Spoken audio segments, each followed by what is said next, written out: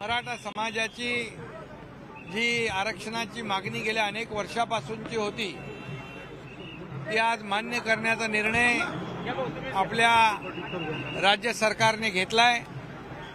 मी आमचे दोन्ही उपमुख्यमंत्री देवेंद्र फडणवीसजी, अजित पवार आणि आमचे सर्व सहकारी मंत्री, सर्व आमदार यांना मनापासून धन्यवाद देतो। आणि हा जो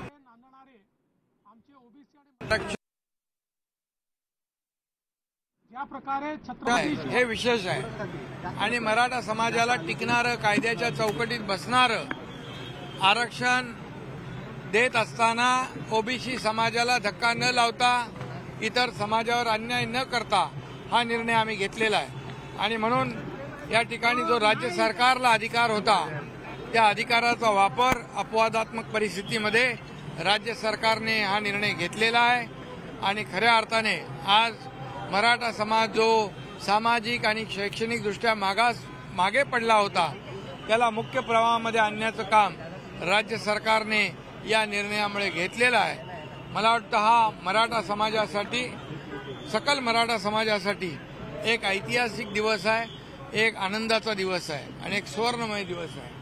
छत्रपती शिवाजी महाराजांची शपथ घेतली, शपथात पूर्ण केली, तुम्ही दिलेला शब्द पूर्ण केलाय। छत्रपती शिवाजी महाराजांची शपथ मी घेतली होती, मराठा समाजाला टिकणारं, कायद्याच्या चौकटीत बसणारं आरक्षण देण्याची। आणि त्याप्रमाणे मला वाटतं 3 ते 4 महिन्याच्या आतमध्ये हा शपथ जी घेतली ती या ठिकाणी खरी करून दाखवलेली आहे।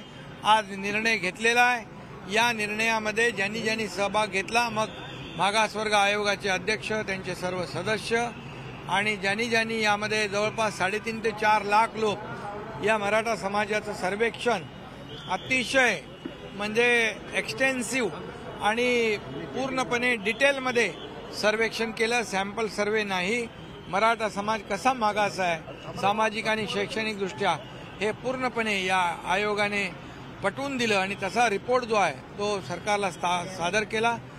आणि सुप्रीम कोर्टाने देखील ज्या त्रुटी आणि जे निरीक्षणं नोंदवली होती याचा सर्व विचार या सर्वेक्षणामध्ये केलेला आहे। त्यामुळे हे आरक्षण जे कोणी काही लोक म्हणतात टिकेल नाही टिकेल अशा प्रकारची शंका निर्माण करतात, मला विश्वास आणि खात्री आहे की हे मराठा समाजाला दिलेलं आरक्षण पूर्णपणे टिकेल आणि न्यायालय देखील यामध्ये मराठा समाजाच्या बाबतीमध्ये सहानुभूतीपूर्वक विचार करेल। कारण मराठा समाज अतिशय मागास, सोशली आणि एज्युकेशनली बॅकवर्ड आहे, आत्महत्याग्रस्त आहे आणि म्हणून नक्कीच सर्वोच्च न्यायालय, उच्च न्यायालय याचा सहानुभूतीपूर्वक विचार करेल आणि हे आरक्षण टिकेल। उद्धव ठाकरेंनी अभिनंदन केलं। मराठा आरक्षण जो है दिया है, पिछले कई सालों से जो आरक्षण देने की बात थी, जब देवेंद्र फडणवीस जी मुख्यमंत्री थे तब ये आरक्षण दिया था। दुर्भाग्यवश वो हाईकोर्ट में तो वैध हुआ लेकिन सुप्रीम कोर्ट में रद्द हुआ और इसीलिए आज ये मराठा रिजर्वेशन जो है 10% देने का निर्णय सरकार ने मराठा समाज के लिए बहुत ही अभूतपूर्व और ऐतिहासिक है। ये मराठा समाज को आरक्षण देते समय अन्य ओबीसी या अन्य समाज के ऊपर अन्याय नहीं होगा, ये भी सरकार की भूमिका पहले से स्पष्ट थी। वैसे ही निर्णय आज भी हुआ है और इसलिए कानून के दायरे में ये मराठा समाज जो है निश्चित रूप से ये सोशली और एजुकेशनली बैकवर्डनेस है और इसमें जो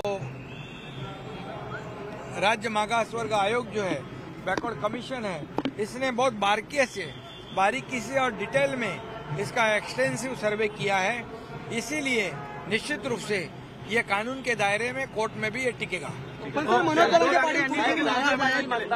की सरकारने आम्हाला फसवलेलं आहे, त्यांना इतर अजूनही इतर हे मान्य नाहीये, काय सांगा? याच्यामध्ये एकच आहे, सकल मराठा समाजाला आरक्षणाची मागणी होती ती सरकारने दिलेल्या शब्दाप्रमाणे पूर्ण केलेली आहे। जे नोटिफिकेशन काढलेलं आहे सगळे सोयरेच्या या बाबतीमध्ये, या नोटिफिकेशनवर जवळपास 6 लाख ऑब्जेक्शन्स आलेली आहेत आणि त्याची स्क्रुटिनी सुरू आहे, छाननी सुरू आहे आणि त्या बाबतीत देखील सरकार छाननी आणि पूर्ण प्रक्रिया झाल्यानंतर या ठिकाणी ते नोटिफिकेशन देखील मनोज जरांगे पाटील यांनी वाचून घेतलेलं आहे आणि त्यामुळे ते नोटिफिकेशन पुढे कायम करत असताना या सर्व कायदेशीर बाबी नियमाच्या बाबी तपासल्या पाहिजेत. कुठल्या प्रकारचे ऑब्जेक्शन आले हे देखील पाहिलं पाहिजे आणि या सगळ्या बाबी ज्या आहेत या सर्व तपासून पूर्ण प्रक्रिया झाल्यानंतर सरकार योग्य तो निर्णय घेईल. उद्धव ठाकरेंनी देखील तुमचं अभिनंदन केलेलं आहे. मराठा समाजाला आरक्षण दिलं त्याबद्दल धन्यवाद. त्यांना धन्यवाद सांगा. त्यांना सांगा धन्यवाद. त्यांचे आभार. छत्रपती शिवाजी महाराज की मुख्यमंत्री एकनाथ शिंदे आणि उपमुख्यमंत्री देवेंद्र फडणवीस प्रसारमाध्यमांना प्रतिक्रिया देत होते.